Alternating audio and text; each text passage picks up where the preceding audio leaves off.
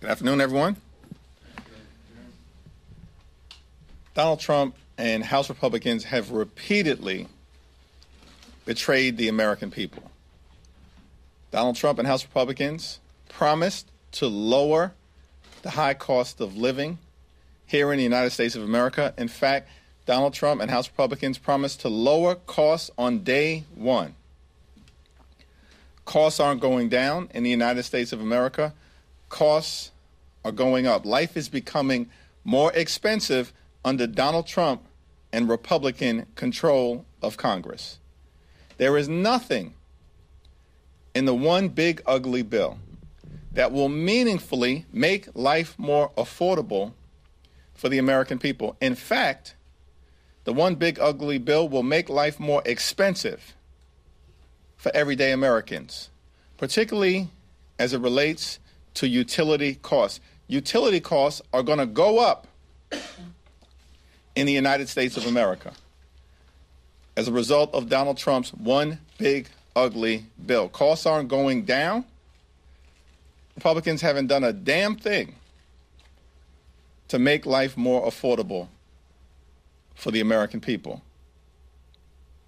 Costs are too high in this country. That's why Democrats are going to continue to focus our efforts on building an economy that actually is affordable for hardworking American taxpayers. We need to lower housing costs, lower grocery costs, lower utility costs, lower child care costs, and lower insurance costs. America is too expensive. And things aren't getting better under Donald Trump and House Republican rule. They're getting worse. On top of that, Donald Trump and House Republicans jam this extreme budget bill down the throats of the American people.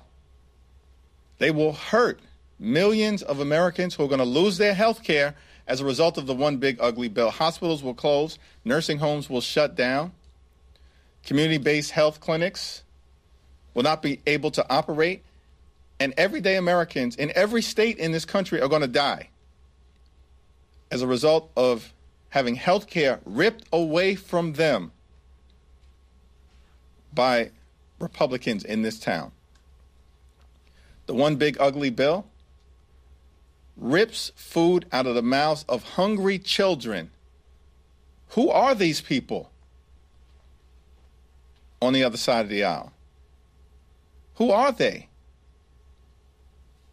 And on top of it all, ripping health care away from the American people, the largest cut to Medicaid in American history, ripping food out of the mouths of children, seniors, and veterans who are going to go hungry as a result of this one big ugly bill. All of this is being done to reward their billionaire donors with massive tax breaks. The largest transfer of wealth from everyday Americans to billionaires in American history. And these so-called fiscal conservatives are going to explode the debt by more than $3 trillion and set this country on a path toward possible bankruptcy. Every single House Republican who voted against the best interests of their constituents and voted to reward billionaires with massive tax breaks will be held accountable. Questions? Thanks, Mr. Leader. Tomorrow you've got the primary for the Arizona race to replace Representative Grijalva. As far as the direction of the Democratic Party, you've got this influencer, Deja Fox, who's running, and then also Alicia Grijalva, who's got some more endorsements. What does this say? Is this a microcosm of where the Democratic Party is right now trying to go forward? Raul Grijalva was a leading progressive in the United States Congress, a former chair of the Congressional Progressive Caucus. In fact, he was a chair upon my arrival in the Congress along with Keith Ellison, but a decades-long progressive champion for the communities that he represented in a variety of different ways in Arizona, and eventually as a national leader. So it's my expectation that whoever emerges from this primary is going to be, someone who will continue that progressive legacy on behalf of Chairman Grijalva. Leader Jeffries, could we please get your response to Texas considering a mid-decade redistricting, and what, if any, response do you think there should be from blue states, New York, or otherwise? Donald Trump is deeply unpopular, and the one big ugly bill is deeply unpopular, and Republicans have done nothing with their majority but hurt everyday Americans. That is why they are desperate to cheat in terms of trying to rig the midterm elections by gerrymandering in an extraordinary fashion the Texas congressional map, which is already gerrymandered. House Republican leaders spent a lot of time trying to convince the American people that they just did something that they're proud of. If that, in fact, was the case, why is the first step that you are taking an effort to rig the Texas congressional map in a desperate attempt to hold on to power in this country, in the United States of America? Elected officials should earn the support of the voters that we hope to represent. Republicans want a country where politicians choose their voters, not the other way around. It reeks of desperation, and we're going to do everything that we can do in Texas and beyond to respond. Thank you, Leader. No doubt New York is going to play a big role in who controls the House next year. We've had Republicans tell us that the nominee for New York City mayor is a gift for Republicans in New York State. Do you think he's a political liability? Donald Trump is a gift to Democratic prospects in Virginia, New Jersey, and in the midterm elections next year. Jumping off of that, thank you. Two questions. One, will you be meeting with Mr. Mamdani? He's going to be here in D.C. this week. So one is, will you be meeting with him when he's here, or when will you be meeting with him? And two, do you agree with Cuomo's essentially thought or request that candidates who are not leading drop out by September? I'm scheduled to meet with the Democratic nominee at the end of the week back home in Brooklyn. Haven't had a conversation with Eric Adams or Andrew Cuomo since the primary, and have no current plans to do so at this moment. Thank you, Leader Jeffries. I have a foreign policy question, if you don't mind. What is your reaction to President Trump issuing today an ultimatum to Putin to end the war in 15 days in Ukraine, or the 100% secondary tariffs? How do you see this playing out, and what's the sentiment of Democrats in these news? Vladimir Putin has spent the entire year punking Donald Trump and the Trump administration. Donald Trump promised many things to the American people and continues to betray the American people and break promise after promise after promise in a whole lot of areas, including Donald Trump's promise that there would be peace in Ukraine on day one of his presidency. How is that working out? Donald Trump has spent the first 6 months of his presidency playing footsie with Vladimir Putin.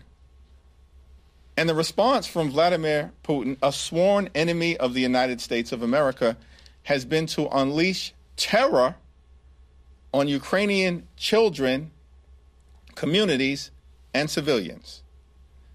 Donald Trump has zero credibility in this area. Is he just now figuring out that Ukraine is a friend to the United States of America and Russia is an enemy? Is he just now figuring out that the United States should always stand on the side of democracy, freedom, and truth, which is standing with Ukraine, as opposed to standing on the side of authoritarianism, tyranny, and propaganda, which is what he's been doing by standing with Russia and Vladimir Putin? Is he just now figuring this out? Congress has to act independently in this area, and we should sanction Russia and continue to keep the pressure on Vladimir Putin and Russia, a sworn enemy of this country, until the Ukrainian people are able to achieve victory for themselves, our NATO allies in Europe, and the free world. Leader Jeffries, I want to get your thoughts on the Genius Act and CBDC Surveillance Act. Do you support those? Will you advance those?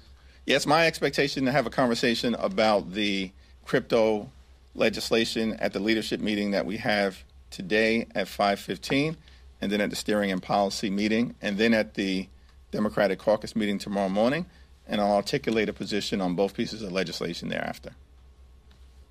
Thank you, Mr. Leader. Speaker Johnson was asked yesterday the legislative agenda going forward now that the reconciliation bill is passed. He said that Republicans are going to pursue up to 2 more reconciliation bills. One as soon as this fall, one next spring. He said that Republicans were going to push for lower level funding for the 2026 funding bills, more rescission packages, and, quote, codifying Trump executive orders. I want to get your response to that legislative agenda. How will Democrats continue to push back? And do you think that it's wise, if you say that the reconciliation bill that just passed is so unpopular, do you think that it's wise to pursue additional party line pieces of legislation? If the Republican legislative agenda in the House continues to be to unleash chaos, cruelty, and corruption on the American people, we will continue as Democrats to strongly oppose it. Over the last few days, a number of members of your caucus have been posting and engaging in some of the discourse about Jeffrey Epstein. Is this appropriate for your members to be doing so? Do you want to see any action on that front? The American people deserve to know the truth, the whole truth, and nothing but the truth as it relates to this whole sordid Jeffrey Epstein matter. Democrats didn't put the Jeffrey Epstein thing into the public domain. This was a conspiracy that Donald Trump, Pam Bondi, and these MAGA extremists have been fanning the flames of for the last several years. And now the chickens are coming home to roost. The American people deserve to know the truth. What, if anything, is the Trump administration and the Department of Justice hiding? What are you hiding? If you're not hiding anything, prove that to the American people. And if you are trying to hide something, as many of Donald Trump's MAGA supporters apparently believe, then the Congress should actually work hard to try to uncover the truth for the American people. There are only 2 things that are possible here. Option 1, Donald Trump, Pam Bondi, and the MAGA extremists intentionally lied to the American people for years about the Jeffrey Epstein situation. That's option 1. Option 2 is that, in fact, there's reason for the American people to be concerned as it relates to what information has not been released that could be damaging to the Trump administration and the friends and family of the Trump administration and their billionaire corrupt supporters. And so they're actively engaging in a cover-up. Option 1, they lied for years. Option 2, they're engaging in a cover-up. At this point, it seems reasonable that can only be one of the 2 things. And so it's Congress's responsibility in a bipartisan way to ask the questions and try to get answers on behalf of the American people. Two of your members have introduced or announced legislation to either force or urge the administration to release all the files related to Jeffrey Epstein. Have you had a conversation with those members? Do you plan to? Do you support those pieces of legislation? I haven't had a conversation with those members or an opportunity to evaluate the resolution and the legislation. However, I think transparency and sunlight for the American people is always the better course of action. The Senate is going to be voting later today on Trump's first judicial nominee of his second administration. Do you think Democrats have done enough to oppose Trump's judicial nominees thus far? Democrats in the Senate have been working incredibly hard to push back aggressively against Donald Trump's extreme agenda. We partnered closely with Senate Democrats under the leadership of Chuck Schumer to strongly and uniformly oppose Donald Trump's one big ugly bill. And I'm confident that Senate Republicans will continue to rubber stamp Donald Trump's extreme judicial choices, and Senate Democrats will continue to aggressively push back on behalf of the American people. This whole situation that America has found itself in over the last 6+ months has been one big, corrupt, chaotic, and cruel project that has been unleashed on the American people. And it continues. I mean, this Texas thing shouldn't surprise anyone, because despite the claims by House Republican leaders that the American people have fallen in love with these extremists in the House of Representatives, and so they're acting upon a mandate, give me a break. The only reason that House Republicans even have a majority right now is because they stole 3 seats from the people of North Carolina. North Carolina is a 50-50 state. Donald Trump narrowly won the state in 2024.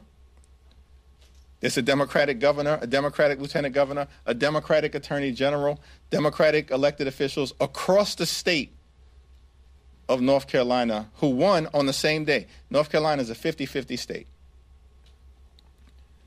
The North Carolina congressional delegation, which previously had fair congressional lines, produced a 50-50 congressional delegation. 7 Democrats, 7 Republicans, as recently as January 2nd of this year. That was the makeup of the North Carolina congressional delegation. What happened?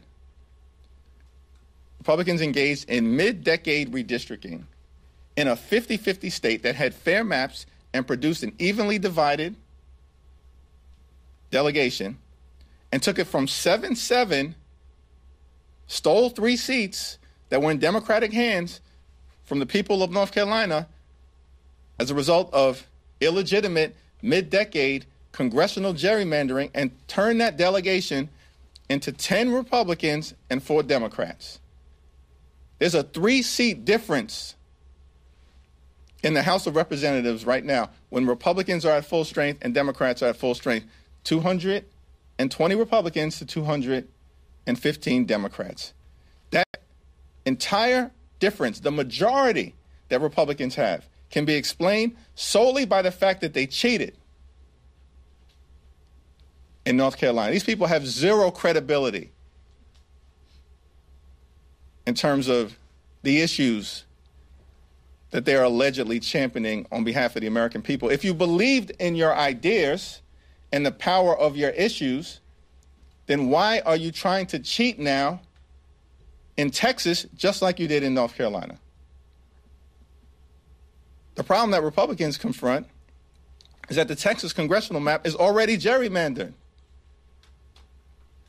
And so this gerrymander may actually turn into a dummy mander, because they are going to create a situation where 4, 5, 6, 7, 8 Republicans who are currently in safe districts are going to be on the front line of our efforts to flip seats, particularly in a midterm election where Donald Trump is deeply unpopular and his signature one big ugly bill is deeply unpopular. Imagine a group of people, this is how corrupt they are, who in the middle of a search and rescue operation that is taking place in Texas right now, dozens of children drowned to death. And some of that has to do with incompetence in the Texas state government and incompetence in the Trump administration. And instead of actually trying to be there for the people of Texas and the Hill Country, children at summer camp who's lost their lives, they call a special session. And the main reason for that special session is to try to steal the midterm elections by rigging the Texas congressional map. These people are a complete and total embarrassment. The American people are not going to stand for it, and things aren't going to get better for them. Politically, they're only going to get worse. Thank you.